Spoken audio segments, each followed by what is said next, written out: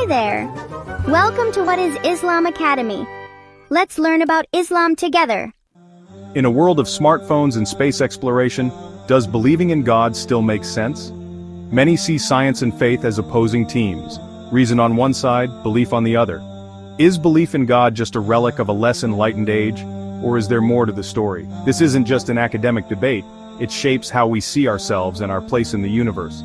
The modern narrative says we've outgrown superstition, explaining everything from weather to the stars. So, where does God fit in? Is he just a placeholder for what we don't know? If we're truly rational, let's question everything, including our assumptions about God. Are we seeking truth, or just evidence that fits our expectations? This isn't about forcing belief, but about thinking deeply and honestly. We'll use logic, common sense, and science to see if reason leads away from God, or toward him. Let's set aside assumptions and ask, what makes the most sense? The most common objection is simple. I can't see God, so how can I believe in him? We're trained to demand physical, measurable proof for everything. This works for material things. A new species, a new engine. But is it the right standard for God?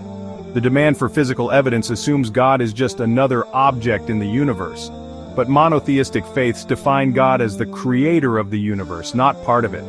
To look for God as a physical object is like a fish demanding to see the house owner without leaving the water. Demanding physical proof for a non-physical being is a logical contradiction. Instead, we should look for signs, evidence of God's work, not God as an object.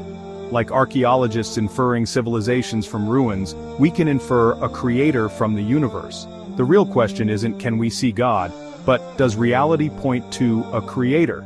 Let's examine the evidence in the universe and ourselves. Are we missing the bigger picture by insisting on the wrong kind of proof? Do we really only believe in what we can see? You believe in your mind, but you've never seen it, only its effects. Gravity is invisible, but its effects are undeniable.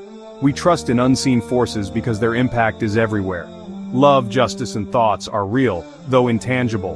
We accept these unseen realities because of their effects, not direct observation. Our lives are filled with belief in powerful, unseen things. If we accept gravity and love based on evidence, why not God? The principle is the same. We look at effects to understand the cause. Is it really unscientific to apply this reasoning to God? If we trust the unseen force that makes an apple fall, why not consider an unseen author behind the laws of nature? The evidence of the unseen is all around us. Imagine finding a perfect sandcastle on a deserted beach. Would you think the wind built it? Instinctively, you know a mind was behind it. Now look at the universe. Planets orbit stars, galaxies spin, and physical laws are finely tuned. If these laws were even slightly different, life would be impossible. Is it logical to think this order is a random accident or the work of intelligence? We always attribute complex design to a designer, a painting to a painter, a book to an author. The more complex the object, the more certain we are of intelligence behind it. The universe is more sophisticated than any human creation. The Quran invites us to see this design as a sign for those who reflect. It points to the alternation of night and day, the rain, and the intricacy of life as evidence.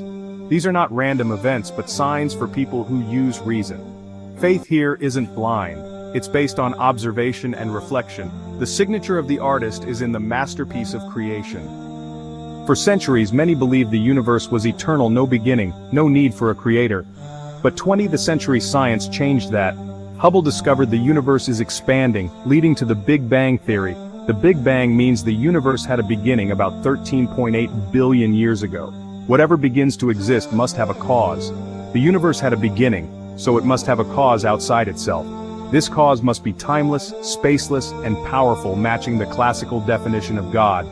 Science, in revealing a starting line, points to a starter. The Quran described this concept centuries ago. Did they not see that the heavens and the earth were a joined entity, and we separated them? The evidence suggests the universe is not self-caused. The question is, what or who caused it?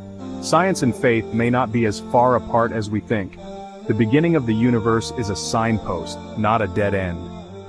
Let's zoom in from the cosmos to the cell. Some argue life arose by pure chance, but does that hold up? Sir Fred Hoyle compared the odds to a tornado assembling a jetliner from a junkyard. A living cell is a microscopic factory, far more complex than any machine. DNA in one cell contains enough information to fill 1,000 books. To believe this code wrote itself by accident is a leap of faith greater than belief in a creator. Information always comes from a mind, code from a programmer, blueprints from an architect. The genetic code is the language of life, pointing to an author. The evidence suggests not a blind storm but a master programmer.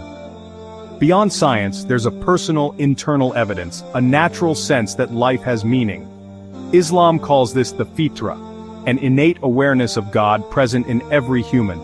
Society may cloud it, but moments of awe or crisis awaken it. This inner compass is also the root of our moral sense, why kindness feels right and cruelty wrong. If we're just products of chance, why do we care about justice or truth?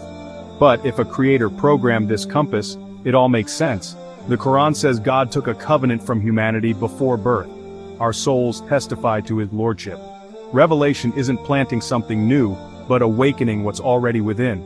The journey to belief is a return to what your heart already knows. The Quran isn't a science book or abstract philosophy, it's a book of signs. It invites us to reflect, not just to believe blindly. It points to the natural world as evidence of a wise creator.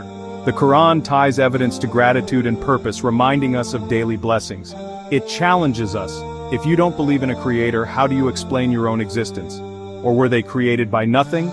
Or were they the creators of themselves? Quran 52:35-36. Can something come from nothing? Did you create yourself? Did you create the universe? The Quran's invitation is to move from doubt to reasoned conviction. It asks us to use our eyes, minds, and hearts to recognize the truth. Don't take existence for granted. Think deeply about where you came from. If you do, the signs become clear.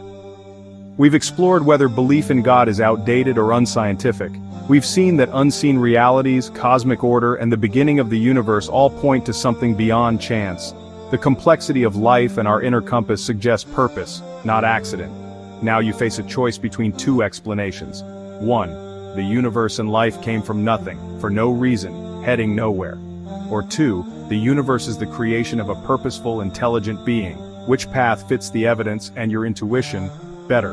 This script can't choose for you. The decision is yours. The goal was to clarify the question and present the evidence. Reflect, ask for guidance, and don't let the question go. Do they not reflect upon the Quran, or are there locks upon their hearts? Quran 47:24.